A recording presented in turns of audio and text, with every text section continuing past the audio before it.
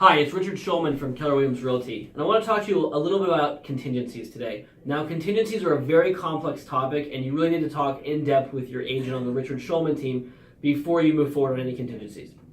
When you make an offer to purchase a home, you have several contingencies, but they really boil down to two. One is the inspection, and one is the loan/appraisal contingency. So your offer is ultimately contingent on your inspection, which is pretty wide. You can cancel for any reason that you want to. Without providing a specific reason. And on the loan side, you can cancel and retrieve your deposit back if you have not been able to secure a loan that you've promised in the contract that you could, or if the property is not appraised for the purchase price, and that is an active contingency that you have. Now, on the inspection contingency, in addition to being able to cancel for any reason at all, you can also cancel specifically because you don't like the condition of the home. Now, the contingencies we have are active removal contingencies.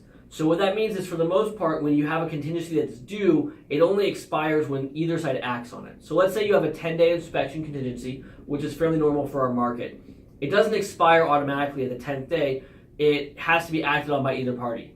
Now, the buyer can remove the contingency. Normally, the buyer would remove the contingency as part of a deal with the seller. That is, I'd like a certain request for repair credit, and you'll give me a contingency removal. Or you can remove it when the seller forces you to. Now, what the seller can do is say, well, you're late on your contingency, and I'm going to cancel the transaction and refund your deposit unless you remove that contingency. Now, that's less common, but keep in mind that the seller could kick you out of escrow for not removing your contingency, but they can't keep your deposit if you still have those active contingencies. So it's really complicated. I really recommend that you speak directly with one of us to get a really good overview. But the key thing to remember, these are almost always active removals. That is, you're not pressured to absolutely do something on the 10th day, and we're almost always able to get short extensions on time. So ask us, we'll talk to you about each scenario individually and give you the best possible advice.